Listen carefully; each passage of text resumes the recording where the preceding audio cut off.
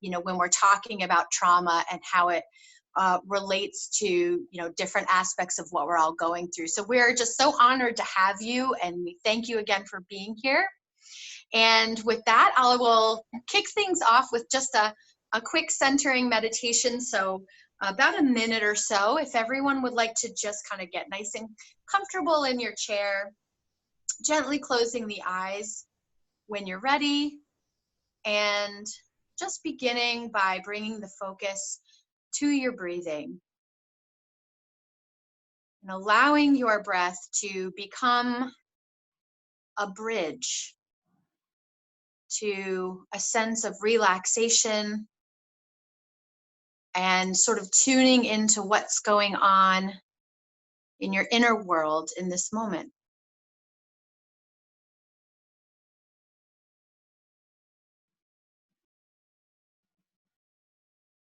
And as we continue to breathe, allowing the exhale to create some space in the body, allowing those muscles to just loosen and soften around the eyes and the jaw, the neck and the shoulders.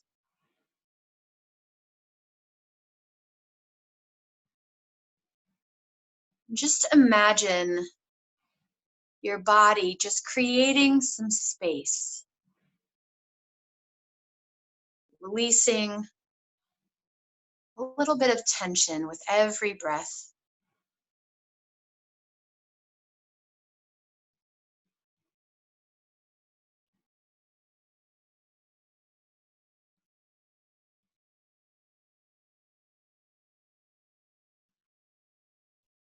Bringing in a sense of centering and grounding, coming back to this present moment, because we know that is really all we have.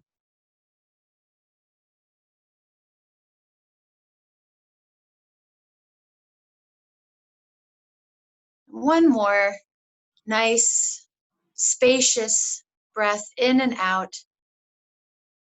And on the exhale, opening the eyes, coming back to the room.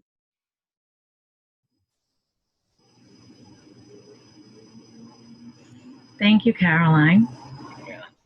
Thank you. It's always wonderful, right, to take that moment of breath and just come together and be present. So, I truly appreciate that's how we start our heart conversations. So, Vamsi, talking today about a very important subject. As a clinician myself, so, in the work that I've done in working with people who have experienced trauma. So thank you for the work you do in that field. And we were wondering if you could just take a moment to maybe talk about what trauma is and how it might be defined. I think we hear the word a lot, and people sometimes I don't think are really sure what it means. Yeah, it's a wonderful question. Thank you, especially during these times, as I think we're all living through such times of uncertainty. I think we're all in a way perhaps experiencing something that has the potential to be traumatic. I think this is where it goes to your question. When I think about a definition of trauma, Vamsi, could you speak up just a little bit? I don't know if anybody, Caroline, I'm having a little bit of hard time hearing you. It's a little quiet, yeah, just a little bit. Yeah, absolutely. Sorry about that. I'll try to speak up. I jokingly say I have a therapist's voice, so I tend to be a little quiet. So, but the definition that oftentimes I find helpful is somewhat two-part.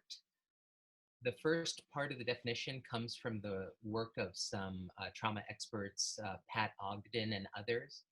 And part of the definition is that it's really any event, whether experienced or the threat of that event, that leaves us feeling overwhelmed, helpless, and profoundly unsafe in our bodies. Trauma has this capacity to shift our relationship with ourselves, with our sense of safety, with our sense of connection, and with others.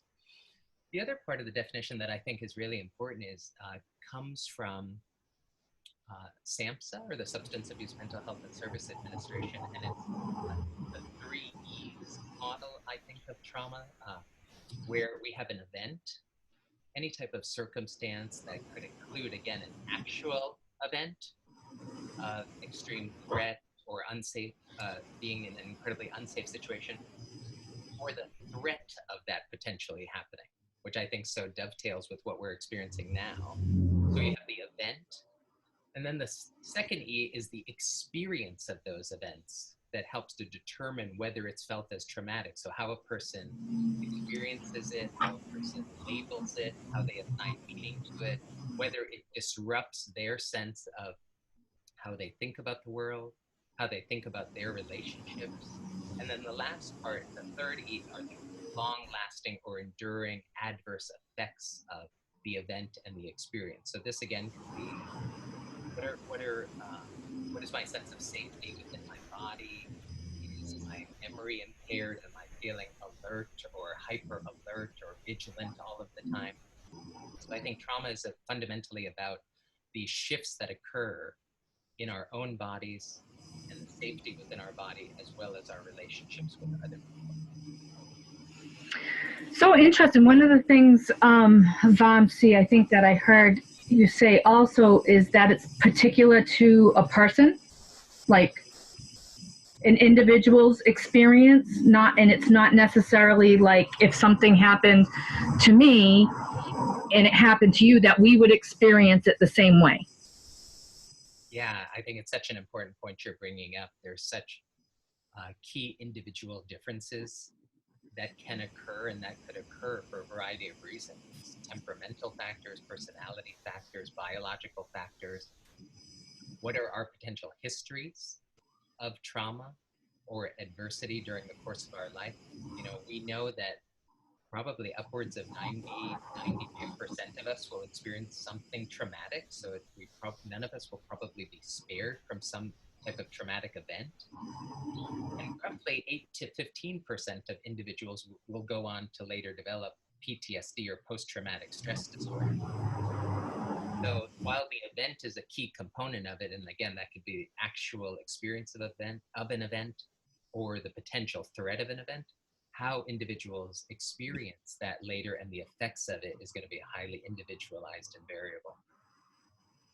Wow. So with trauma being so prevalent in some way, shape, or form for people throughout their lifetimes, how do you think this global pandemic has really impacted people who have either experienced trauma in the past, or is it even causing trauma to some people? Are they having new instances of trauma? With a world full of fear and uncertainty, how is it impacting people? Yeah, it's a great question. I think an event such as this has the capacity to be globally traumatic as well. Again, the sense of, am I going to be safe? Are my loved ones going to be safe? What is this sort of impending threat that we're trying to live within?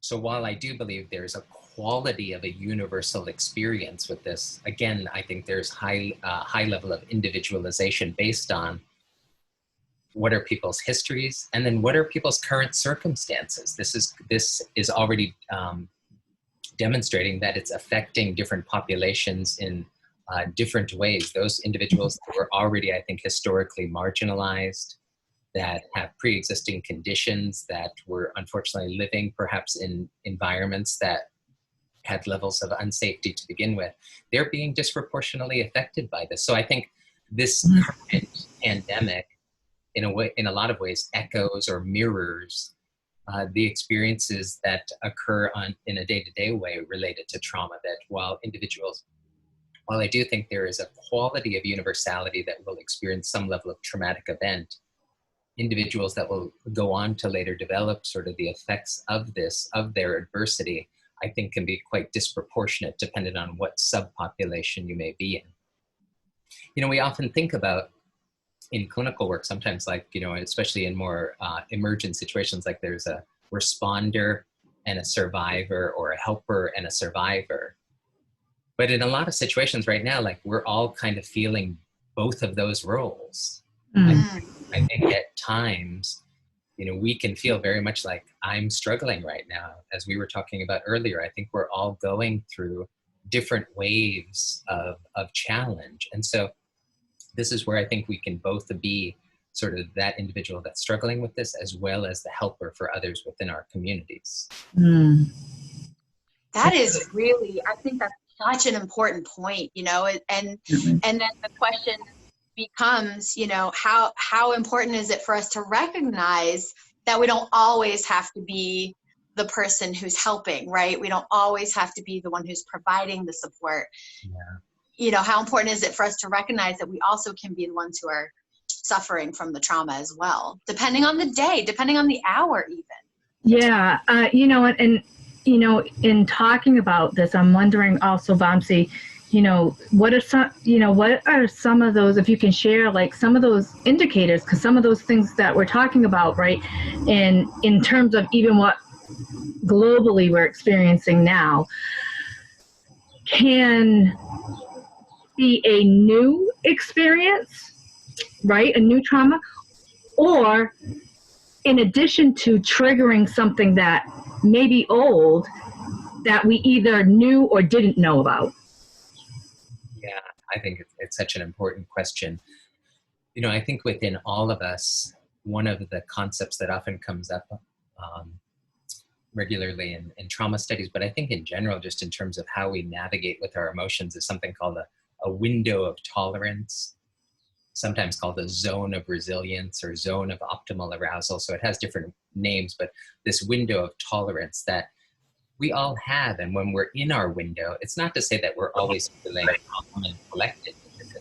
It's simply indicating that we're feeling somewhat regulated. We're able to navigate with the sort of ups and downs of life. We have a sense of being in choice. We have a sense of agency, that we can connect with ourselves and others. But we might feel sometimes quite uncomfortable still within our window of tolerance, just that we know we're in that space. We all can be pushed out of that into states of hyperarousal and hypoarousal. Hyperarousal being more easily startled, vigilant, on guard, having physical symptoms. Hypoarousal, maybe feeling numb, disconnected, a little foggy. So we all have that capacity to be pushed out of our window. In the context of those individuals that have suffered different types of trauma over their life, their window may be just slightly smaller due to that. They might be more easily pushed into those states of hyper or hypoarousal. So that's where I think for all of us, again, one of the questions we want to try to ask, like, am I in my window right now? And how do I feel? How do I recognize that? How can I identify and name that? And also to name, okay, I'm out of my window in a way right now. I'm feeling some really big emotions right now, and that's very reasonable right now. It's just about the awareness of that, which then can guide us towards what might be useful right now. What is this moment calling for right now? What is it that I'm needing? Yeah, Caroline, there's that word again, awareness. Through almost all of our conversations, that has been a key component to what we've been talking about, or what has come up, is that awareness. We are at 2:15, so we like to stay, on top of our time. But I'm feeling, Caroline, that there's a couple key questions or things that we'd like, hopefully, that our viewers get from. And I think one of them is not about the definition of trauma, but sometimes people really think about trauma when they hear that word, right? They might think of these really, really big, tough things, like a car accident or abuse or things like that.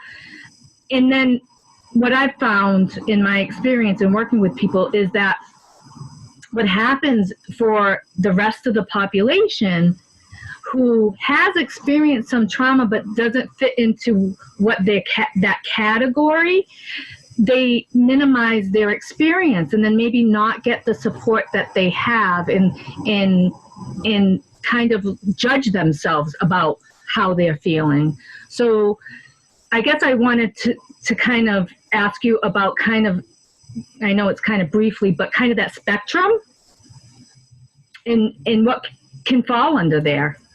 Yeah, it's such an important question. I do think when people hear the word trauma, we often think about maybe this sort of like big T traumas, like a major car accident, an individual who was witnessed or experienced abuse. And of course, these should be directly attended to, and these individuals deserve care and connection. And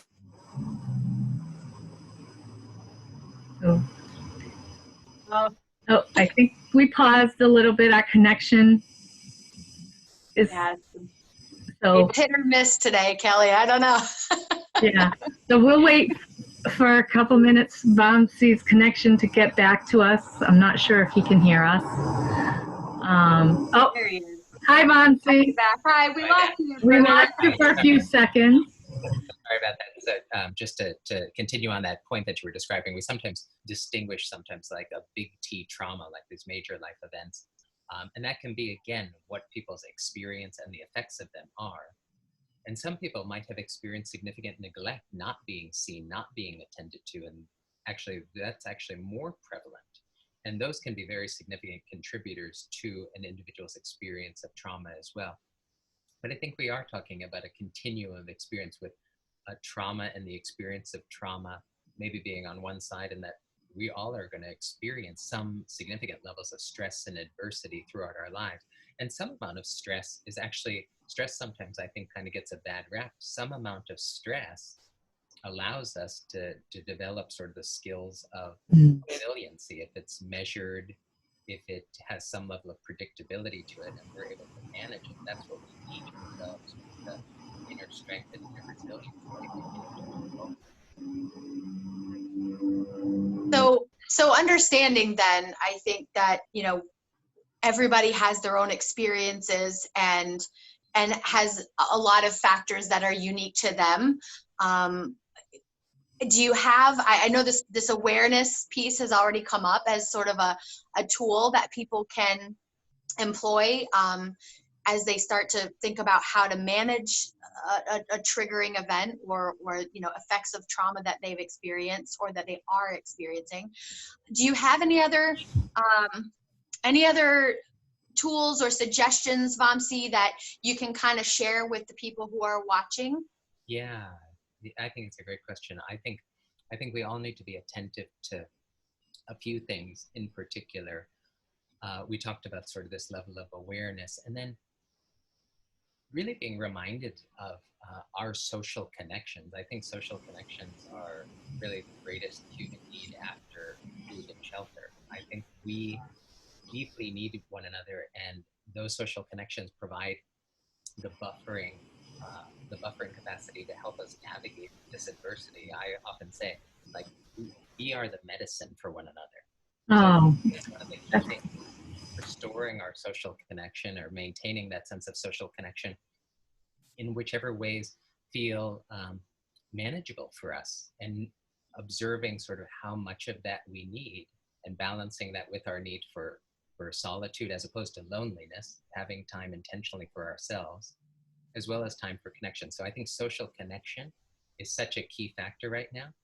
I think we want to all be trying to engage in some type of reflective practice, and that could be like we started with intentional breath practice, and then sometimes in the context of trauma, as we've spoken about in the past, sometimes for some percentage of individuals, the breath may not be a neutral object of attention. So I often am stressing to individuals, like, the breath is simply one doorway into the room of awareness, but there may be many doorways into that room. For some people, movement is what it's called for. For some people, they may do an intentional practice, but instead of focusing on the breath, maybe they focus on the sensations at the tips of their fingers, at the tips of their toes. So really trying to be reminded that there are a lot of doorways into this room of awareness. And then the last piece I think I try to encourage people is trying to develop a sense of rhythm, routine, and ritual during the day. You know, trauma at its core is something that destabilizes us, destabilizes our sense of predictability and consistency in our days. So things that help us to develop that return to rhythm and routine in our days, and that can be as simple as waking up at around the same time, having something that we're working on and trying to build a little bit of an ongoing competency with, trying to restore that sense of predictability, because I think a greater easefulness can come from that. Wow. Those are all really good tips and tools that I think anybody could explore and play with and see what works for them. Really. Yeah. I particularly love also the alternatives to the exploration of awareness, that it doesn't have to be one thing. It doesn't have to be the breath. It can be the focusing of your fingers, or it's just, and what works with you, with and for you, and you have choice around that. So beautiful. And the social connection piece, and the structured routine piece. And a lot of these things we can employ ourselves, right? Yeah, I think that's the key. I mean, I think there's some of these pieces very much that when you use the word choice, that we have the ability, the option and choice to try to implement some of these things. And this is, again, not to say that everybody is in the same boat, you know. While there is a universality to this experience, there's going to be individual differences, individual abilities to maintain some of these things. But can we try and effort at some of these things? And I think we will find the benefits of them. And then with that said, as individuals, you know, may be struggling in different ways during this time. And it may unearth old traumas. It may be sort of overwhelming, this experience, and that's very reasonable and completely understandable. I think if we're noticing if there's a persistence around being out of our window of tolerance, that we're really struggling, and it's getting in the way of our ability to connect with others and do the day-to-day things, that we may want to seek the support of other individuals or perhaps mental health providers. And sources are available and hopefully within your communities to support you. Thank you so much, Vamsi. Really, really good insights. And I hope that, you know, people who are watching can ask themselves if they can, you know, employ any of these techniques, or even ask themselves about, are they aware really of how they're feeling and whether they're within that window of tolerance or not. And then I also hope that they'll share with people that they know, because I feel like a lot of people could benefit from just even this short conversation.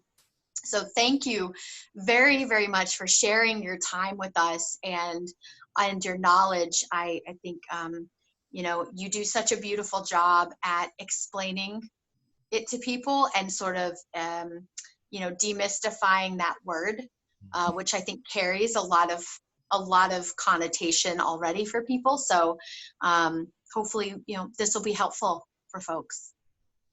Yeah. Yeah, thank you both. Thank you both for this invitation to speak about this and to speak with both of you. Thank you so much, Vamsi, for joining us today on our Heart Conversations. And we look forward to doing something together again. Yes, yeah, I look forward to it. And we wish you well, and always from our hearts to yours. And we'll see you soon, probably next week, for another Heart Conversation. Take care, everybody, and have a wonderful day. Be well, everyone. See you soon.